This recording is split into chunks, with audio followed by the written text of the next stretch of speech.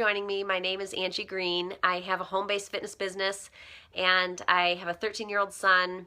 I'm married and I'm just living my life by design. So that's been pretty awesome. And it didn't happen overnight. It definitely happened over time.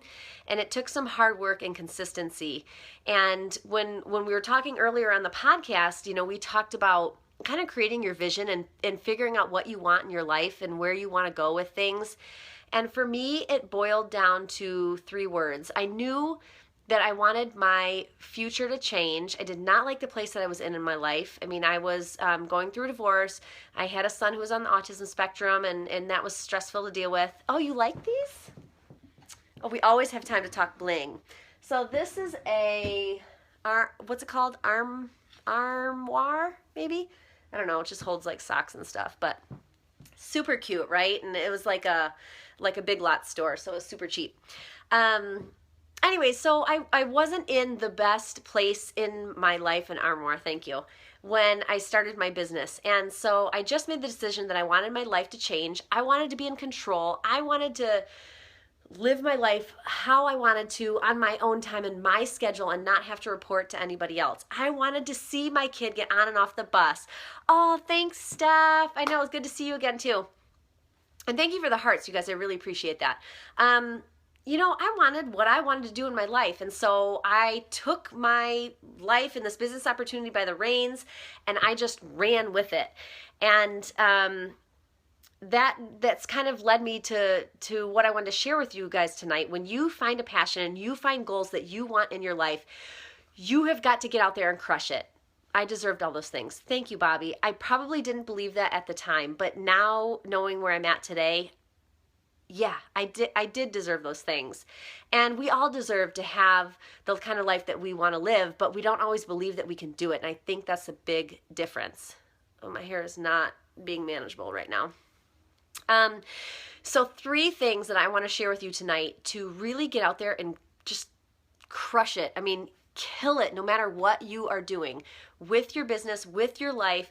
If you're looking for a relationship, whatever it might be, you want to lose weight. So I have a heavy fitness background, but I also have a strong business background as well. This can apply to anything. So the 3 tips that I want to share with you tonight in regards to just killing it no matter what you do. The first tip is you've got to create a vision for yourself. What do you want? What do you want? What do you want? It's like the Notebook, and that I think I talked about that before, that scene in the Notebook where he's like, what do you want? What do you want? And she's like, I don't know. He's like, what do you want? It's not a hard decision. What do you want in your life? Good to see you on too. Thank you guys so much.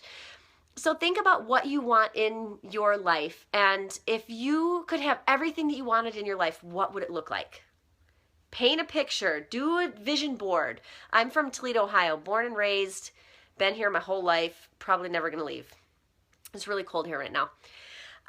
So I want you to write it down. I want you to cut pictures out of a magazine, go to Google Images, and think about what you want. What do you want? What do you want? Ask yourself over and over and think about what do you want? It would look like those drawers. They're very shiny.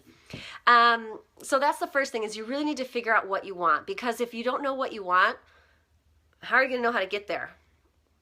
And I want you to dig deep with it. So good, do your vision board. That's awesome.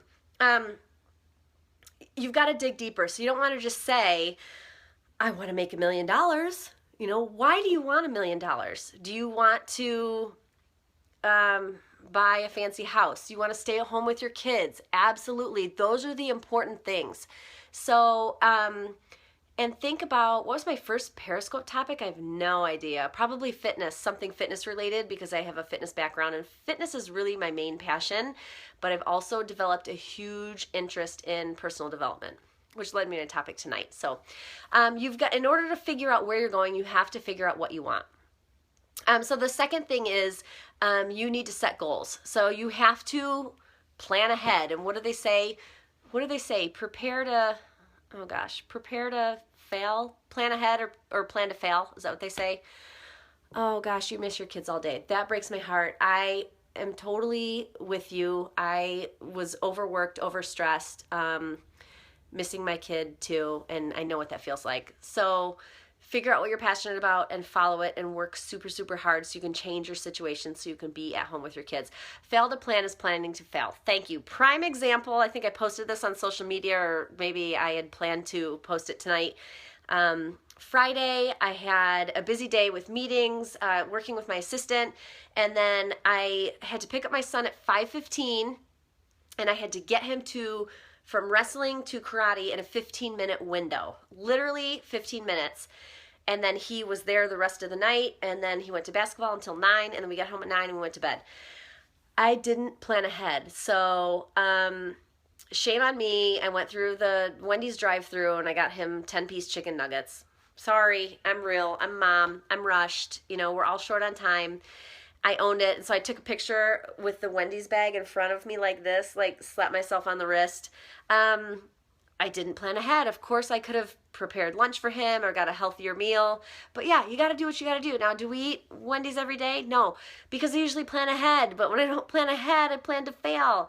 So it's the exact same thing with your life and with your goals as well. You have got to come up with a list of what you're going to do to get there. And if you're a big follower of Chalene Johnson, read her book, her push book, because she talks about figuring out what your goals and your priorities are, and then reverse engineering to figure out what do you need to do to reach those goals. That's super, super important. And then the third thing is accountability. So once you figure out, what your vision is, where you want to go, and what your goals are, what you need to do to get there, then who's going to hold you accountable? And for me, with my business, that completely changed my business when I was able to surround myself with a group of people who had the same likes and the same interests as I did, and held me accountable for what I said I was going to do and for what I wanted to do. Oh my gosh, thank you so much for writing this down. Create a vision, set goals, and accountability. So who do you want to be your accountability partner or your accountability team? Is it your next door neighbor? Is it someone on Facebook who you've never met? Is it a group of people that you're in a private Facebook group with? Figure out who it is, and don't pick somebody who's going to let you go soft. You know what I mean? Like, if you said you were going to do this by Tuesday at 5:30 and you didn't make it happen, you don't want an accountability partner who's like, all right, well, tried your best, maybe next week. No. You need somebody who will call you out and hold the mirror in front of your face and really tell you what needs to be told, because that's what you need to push yourself, to move yourself forward in your business. So just to recap, creating your vision, setting your goals, and holding yourself accountable. And if I could add a fourth, I would say having the perfect outfit. I'm kidding. Kind of. I don't care if it's your favorite pair of pajama bottoms to help you work on your home-based business, or your favorite workout outfit, or I'm just being real, or your favorite business suit. Exactly. What you wear will determine how you feel, right? So I'll give you an example from a long, long time ago. So I'm a presenter for Beachbody and a master trainer, and I was formerly a presenter for Chalene Johnson. And so when we did these trainings, we got all dolled up. I mean, the bling was in then, right? So we wore all this fitness gear, and we had all the logos, and we had the blingy wristbands. Let me show you if I can find it. I don't know. Hold on a second. We wore the blingy wristbands. I mean, I still have these because I love them. We were decked out in bling. We had the hats on the side. It was ridiculous. So that's what I wore, share the bling, every time I not only presented, but when I also taught a class or when I took a group exercise class, because it made me feel confident and it made me work harder. You will perform better when you feel confident in what you're wearing. And when you think you look better, you do better. I know you're agreeing because I can see the hearts. Thank you. So, no joke, I was traveling for a fitness conference somewhere. I don't remember where it was. And I went into this gym to take a class because I love taking other group exercise classes. And I walked into the group exercise room and everybody's like, are you the instructor? Like, you were the sub today? And I was like, oh no, I'm just visiting out of town taking a class. But they assumed I was the instructor. Oh yay, go Zumba and bling. They assumed I was the instructor because of my attire. And let me tell you, the instructor who came in was wearing sweats. This is a turbo kick class, so it's, kickboxing. Sweats and a co-ed naked volleyball t-shirt. And it was like 10 times too big for her. And she, and this was her hair. And like a scrunchie, like that. Did not look the part.